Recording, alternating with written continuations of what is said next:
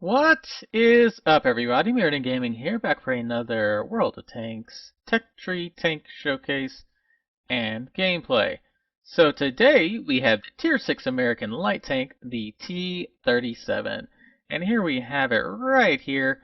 As you can see, it's that standard style that slowly kind of, I don't know, sloping, curving over top with that sharp wedge of whatever, the lower plate. It sits up a little bit higher. The one thing I do have to say is these lovely little things right here and the cupola. Yeah, we switched to the actual view. Oh, nope. That's what we need. Yeah, people are going to be able to hit those because they add this squareness to the front of your tank that will allow them to hit it. The cupola is a little bit smaller, so it is harder for them to hit that, but as you can see, yeah, no armor. And of course, these little things, I'm not sure if those actually count as getting hit because I've not played this one yet. But I'll let you know as soon as I do find that out in the comments. Anyway, let's go ahead and get over to the comparison. So, once we get to Tier 6, you start seeing a lot of different light tanks, especially the two premium tanks. This is the one that was the reward for a certain number of years played in World of Tanks, the VK2801-105. Tier 6 through Tier 8, I'm seeing at least one, if not two of these every single game. Now this will probably die off uh, after a month or so when people kind of get bored of it. But that one is kind of ridiculous because Tier 6 and able to do 350 damage is ridiculous. Now it is a 105, so it does take a while to reload. But yeah, that thing can really mess up your day real quick. Anyway, and then the Super Chaffee, that's pretty much the standard Tier 6 that you will see almost as often as the VK2801, and eventually if this falls out of favor, you're going to continue to see these, at least on the North American server. That is like the gold standard for Tier 6 light tanks. Then you also have the Crusader. This is my personal favorite. This is what I'm grinding on right now. Um, it's not the best at anything, but it's decent at everything. You know, one of those things. Then you have the auto-loading French light tank. If you want to move up the non-wheeled version, this is what you'll have to go through. And then also the two higher tier medium tanks, you have to go through this one to get them. So you'll see quite a few of these if someone is going towards either one of those two lines. And then of course you have the dreaded wheeled vehicle. Yeah, the precursor to the EBR. Anyway, let's get down to the stats. So, it's kind of in the middle. That's that, standard thing for just about every American tank. At least all the lights and most of the mediums. You're going to be right in the middle as far as DPM goes. Penetration, right in the middle. Of course, the VK2801, because it's a derp gun, it's going to have problems penetrating some stuff, but yeah, it's not going to have a problem with. It will go right through you like a hot knife through butter. Alright, and then we get down to the rate of fire, 3.55 for the reload time. Not the best, not the worst. It's kind of right in the middle. Now we do have to caveat that with saying that the AMX 12T, of course, is an autoloader, so it does have that longer reload time. But even at that, it only puts out half the number of rounds per minute, whereas something like the Crusader almost puts out twice as many rounds per minute. But of course, it does have the lower caliber gun, so it's not going to overmatch stuff like you will, because you can overmatch anything that is uh, whatever divided by 3, so that'd be 25 point, I don't know, 3, something like that. You can overmatch that armor. Now, this is one of the funny things with this one. It's actually one of the faster rounds for the Tier 6 light tanks. That being said, it's still kind of slow if you're used to those TDs or those mediums that have that little bit faster shell velocity. And then you get down to ammo capacity. 50 is pretty good. You're going to be able to take a nice complement of all three different shell types. Whereas on some of these other ones, like this one, you're going to take more regular than you would the gold rounds, and probably not any HE with AMX, just because autoloaders is kind of a hard to know when to switch to HE, when not to.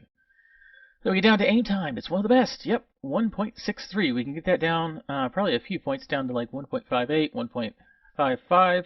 But that really is a really good aim time for you to be able to get up there, use your gun depression, and take out those, and take shots and get back down without being spotted. Well, you'll probably get spotted when you shoot, but at least you won't take damage. Alright, then we get down to, of course, gun depression, standard American 9 to 10. That's, across the board, that's what the American tanks are known for, is being able to hold those ridge lines. Whereas stuff like the AMX-12, 6, everything else is actually pretty good. That's one of the rare things about Tier 6, is the fact that a lot of the light tanks have really good gun depression. Which this one really doesn't count because you pretty much never want to stop, so it gives you the ability to kind of peek over the side of your tank as you go kind of circle around to the top of a hill to hit. But yeah, you're not really going to be shooting a lot with that one anyway. Then we get down to speed. This is actually the fastest, well, next to fastest light tank, right up there with the wheeled vehicle, which is kind of funny to me. But the nice thing about that wheeled vehicle, forwards and backwards, 65 miles per hour. Anyway, then we get down to the, what are we looking at? Yes, hull armor. Yeah, your armor, not great. Not bad, not great. You're going to be pinned by a lot of stuff. In fact, I don't think you'd be overmatched by the 75 caliber gun, but anything that's 80 or up, they will be able to overmatch your side, your frontal hull, and of course your rear. Then we go down to the camo. So camo, yeah, standard American, sits up a little high. It's a little bit larger than a lot of the other tanks, so yeah, you don't have great camo. But you do have a decent view range. It's not the highest compared to, of course, these are premium tanks. They always tend to be a little bit higher and have a little bit better camo. But it's definitely the best, or one of the top two, as far as the standard ones goes. Because that wheeled vehicle, it's not going to have good view range because it's relying on its speed to not get hit in order to spot people. Alright, so let's go ahead. I mean, you know what I'm going to do with this thing. We're going to do our standard camouflage, brothers in arms, concealment, recon, and situational awareness. Then for these, we're going to go with our vents, we're going to go with our camouflage, and we are going to go with our, binoculars. Now, depending on your view range and how you want your stats to play out, you could swap these two in order to get a little bit better. And actually, I think you could even swap that. Yeah. So if you want more camo, you can put the camo in this spot. If you want better view range, you can put the view range in this. This kind of just boosts all your soft stats, including like your reload time and stuff like that. So that's why I always like having vents in this first slot when it's available. And of course, you can probably, I know it didn't. I think it's the tier 7 is when you get the ability, or maybe it's tier 8. Is when you get the ability to actually add another slot in your second one, specialty slot that is. So what does that do for us? That gets our, 1.55 here, our reload time to 3.38, our camo up to 38.98. So that is going to be one of the problems. You are not going to have the best camo. You have really good view range though, and we could actually, you know what? This one, I like I don't know what it is. I like having a minimum of 40, so we gotta swap these around real quick. So camouflage net, and then put our vents here. Save. So that gets us up to, where's that? 41.37. That's kind of the minimum I would want to have, and it still keeps our view range over that 500 mark that we're trying to get, because we are actually going to be facing those tier 8 tanks with this thing. That being said, like I said, you're going to have problems penetrating some of those heavier, especially the tier 8s, and probably a lot of the tier 7s.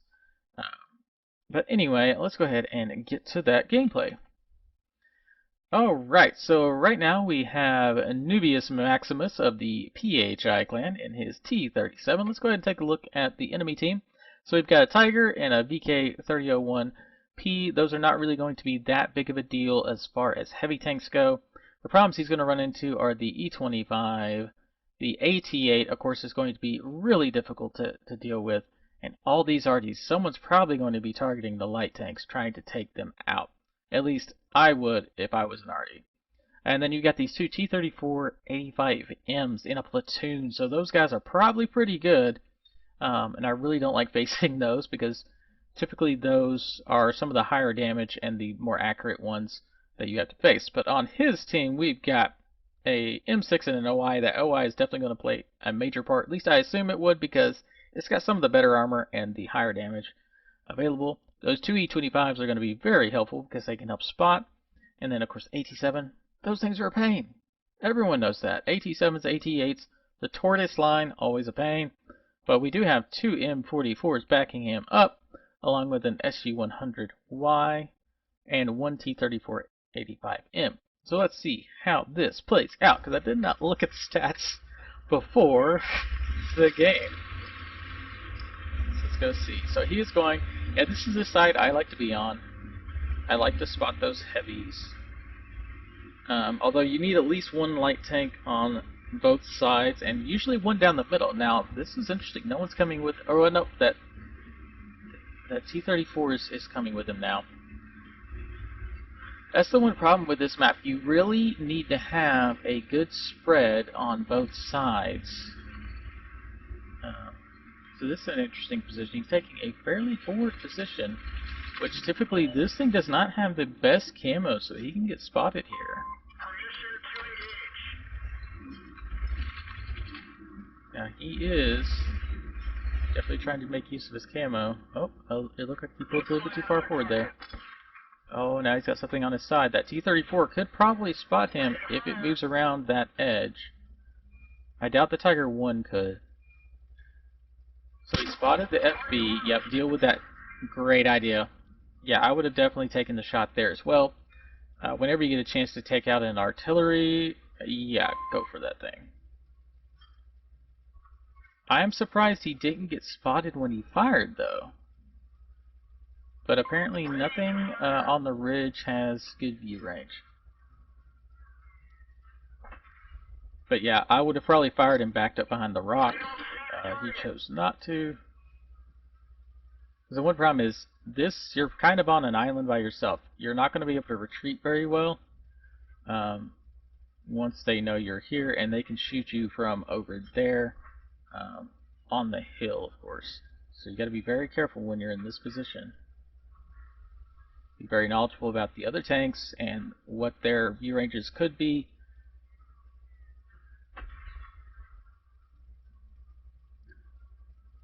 So this is a pretty slow game.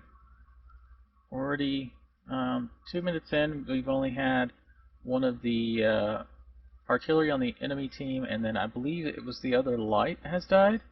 Oh no, it's one of the TDs. Okay. I'm not really good with those, with all the different icons for the different tanks. So not much is going on. There's the VK. Of course, he's going to ping him, I assume. So the nice thing is, right here, he can kind of spot the middle if they try to come across, like this guy is here. But it takes you a minute to get up into this position, so if someone was right here against that one rock that's right there, they would have been able to get to that position before he moved here. Oh, there was a little bit of a lag spike there. That T-64 is lagging all over the place. He's got to be careful. If he takes that shot, the VK could spot him. Or the T-34 to his side. No, the T-34 is behind the hill, so he's fine.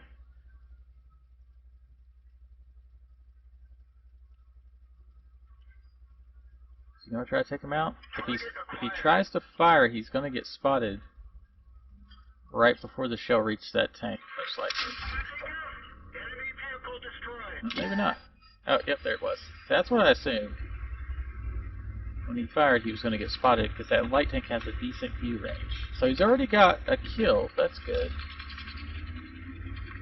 He's decided to retreat. Probably circle back around. Yeah, the thing is, it takes a little bit to get up to speed because it is a little bit heavier. So yeah, trying to retreat, you can get shot in the back real easy. So he's going to move around here. So is he going to go down the center, do you think? because they just took out the two guys that were in the center. Nope, he is going fully all the way around. See, that's the thing you have to be ready to do, is to maneuver to get into a better position. He's going to go right across the center. That's not a play I tend to like to do, just because if something was up on the hill and spotted you, they could take you out before you even spot them. Because see, look, he's already spotted. Wow, there's getting a lot of lag in this game. Of course, his ping it spiked up to 999. But this was the only T37 gameplay I had, so I'm going to go with. Yeah, he was spotted by the E25. See, that's what I was talking about. He was right out there in the center.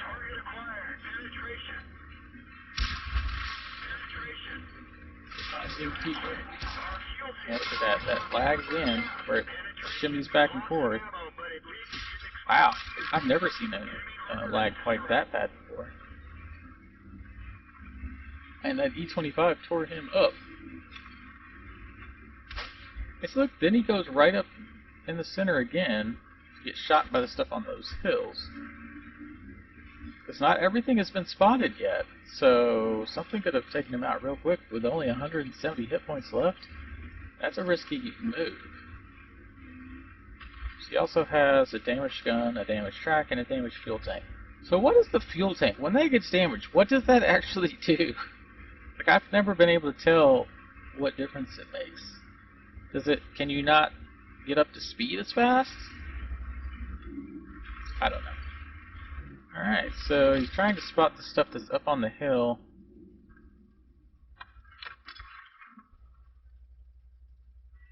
So you can see the Super Hellcat, although it looks like it's a little bit too low to shoot. Yeah, it's behind the hill.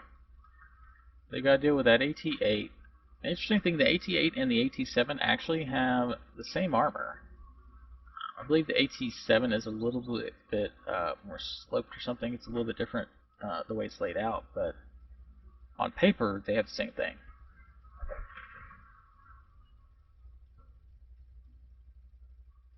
He's just trying to make sure nothing gets up on one of the hills, because they've spotted almost everything. There's still, of course, the Artie you're not going to see till the very end of the game, but then the other ones that haven't been spotted is that Nashorn, which is probably sitting up on one of those hills, and one of the T-34-85s.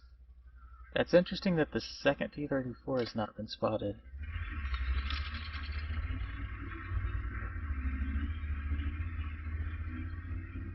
So he took out the T-7 and the Super Hellcat, so they've just got the Challenger, which I believe is the Tier 7, and then that Super Hellcat as well. Or not Super Hellcat, Nashorn. Oh, he found the Challenger! Nice little quick shot there. Oh wait, that wasn't the Challenger. What was that? Oh, there was two Challengers. I didn't see that second Challenger. Or no. That's weird. His minimap lagged for a second because it still showed the red dot of where the Challenger used to be when I looked down at first. So he's already got 3 kills in a light tank. That's kind of crazy. Most of the time you don't get that many kills with a light tank. You might get 1. So yeah, at this point it's just cleanup duty. The Nashorn is probably sitting back here with the artillery, or he's back in that back corner, one of the two. There's the M44.